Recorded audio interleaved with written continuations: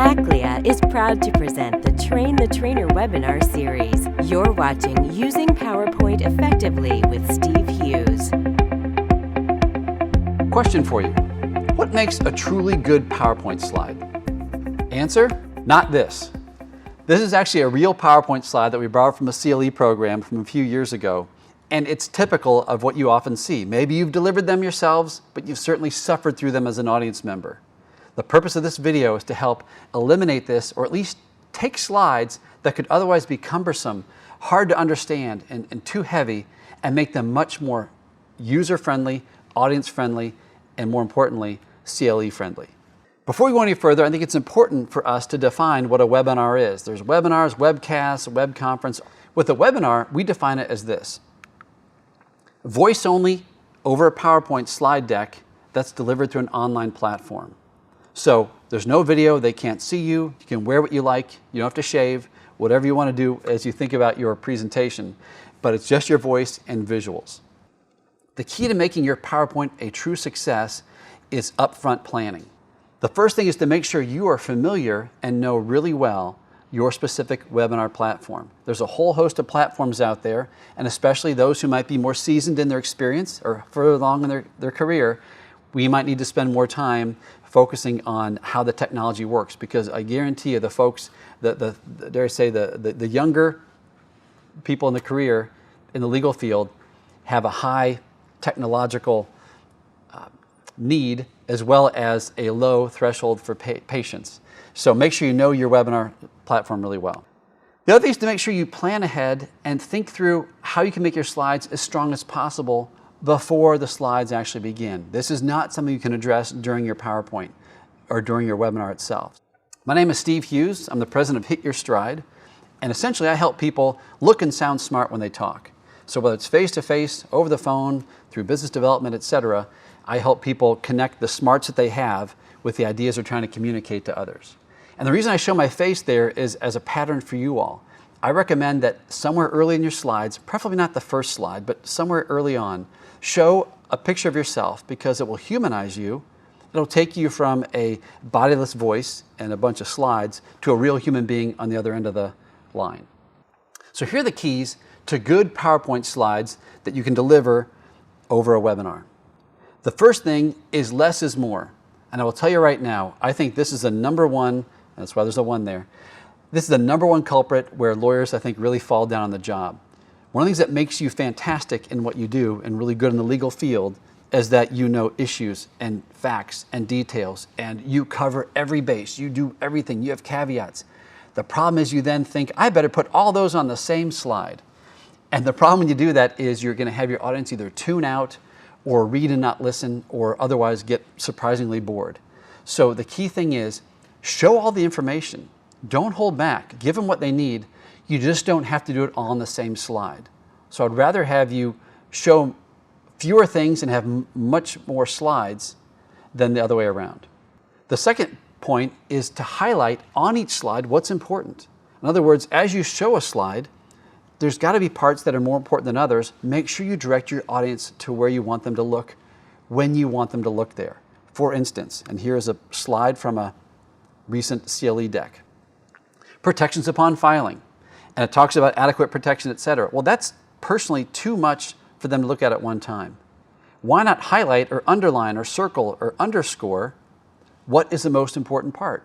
Or maybe you go this route. Maybe you can use an arrow to show the third point, the oversecured creditor is the most important thing. Or if you don't want to even go one of these two routes, consider the idea of the animation build. And all I'm talking about here is simply line at a time, paragraph at a time, let your words be revealed.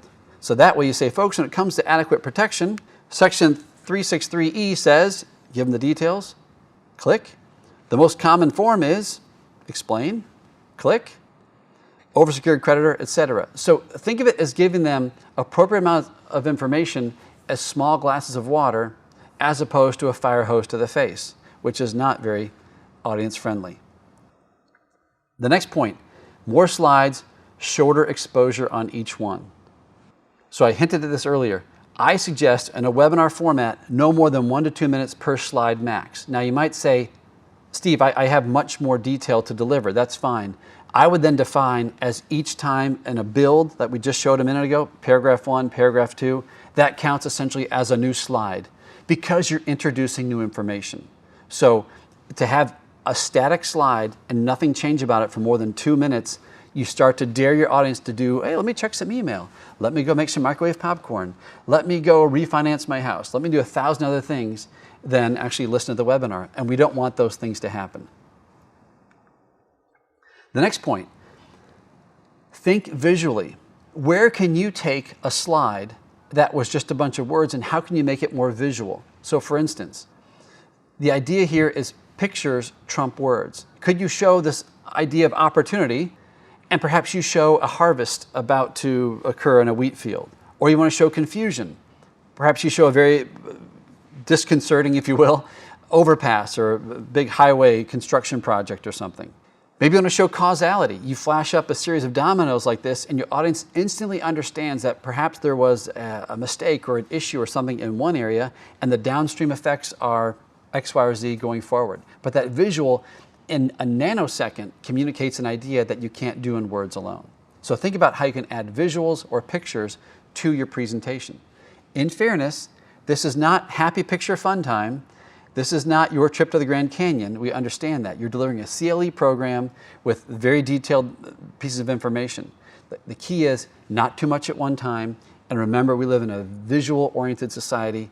We like quick cuts in commercials. We like lots of visuals. So give your audience what they're used to. Give them pictures. The next point is try to use your headlines to your advantage. In other words, too often we'll say the word just results, or we'll say findings, or we'll say precedent or something. Why not say in the title or the headline of your slide what's going on? The court decided this, or this happened. Give them a full explanation. This way you're taking full advantage of the real estate on your slide. You're grabbing attention early, so even if someone, let's say their attention flicks away for a moment, they come back, they read the headline, they're back with you in a moment. And lastly, it makes it easier for them to understand and process what the rest of the slide is talking about. So we could all look at this cover of the New York Times here, and you could, in a matter of moments, just read the headlines and get a quick sense of what's happening in the world very quickly. They don't have cryptic, very general, and dare I say very boring headlines. They use headlines that draw you in to read the article. I want you to borrow the same idea when you do PowerPoint slides. So let's come back to this slide from a real CLE program and essentially talk about how can we run it through that filter we just talked about. Less is more, highlighting what's important, thinking visually, those kinds of ideas. So first of all, I would say this is too much going on. You would probably agree. What if we just highlighted or bolded in a different color some of the key words? Now you're looking at this slide. Still too much going on, but your viewers' eyes, your participants' eyes cannot help but go to that blue highlighted section first and then go to the details after. So this is better, but still has some work to do. Maybe you could separate the slide across several slides. For instance, you say, folks, has reasonableness occurred? Let's see. In Rhodes v. Building Material Corp., XYZ happened. Click. Were more than 800 privileged documents truly inadvertent? Let's answer that. Let's talk about it. The court applied a 5-factor test in Fidelity v. McCulley. Now, let's look at that 5-factor test. Number 1, reasonableness has to do with precautions. Number 2, the number of inadvertent disclosures. 3, the extent of the disclosure. Was it small? Was it contained? Was it all over the place? 4, was there any delay in measures taken to rectify the situation? And then 5, overriding interest, etc. So let's then compare. Think about this slide and what we just did with it. We added some blue. We spread it out over several slides. We added some colors here. And now compare that to the original. Which one do you like better? Most people look, it hurts my eyes. My retinas are burning. Rods and cones are melting. It's bad. Yes, please don't do this. This slide might be factually correct. It might have everything you need and more. But to put it all on the same slide is truly is unfair to your audience, and it will actually discourage them from learning as opposed to paying attention and actually learning something from you, which is what we want to have happen. The same thing applies when it comes to graphics and diagrams.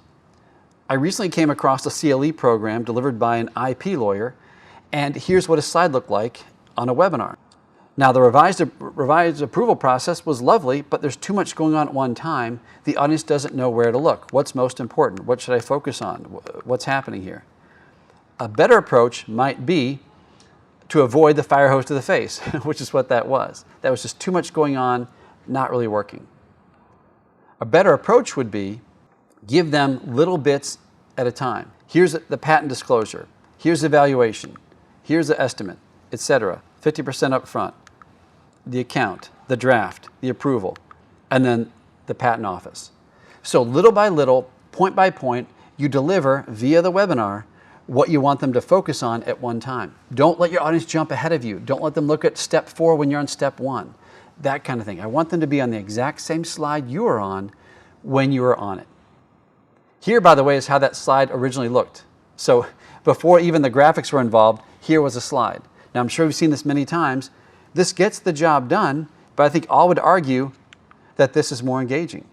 So I'm not saying you have to add the stick figure people all the time, but once in a while, the right graphic in the right place can make a huge difference.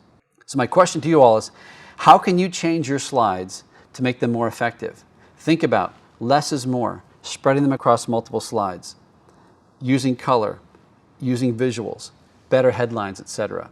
You do those things and I guarantee you'll have a more engaged, more attentive audience. They'll learn more, listen more, and like you more. And that leads to better evaluations, and who doesn't like that? Again, my name is Steve Hughes. I help people look and sound smart when they talk, and I wish you happy webinars and happy CLEs.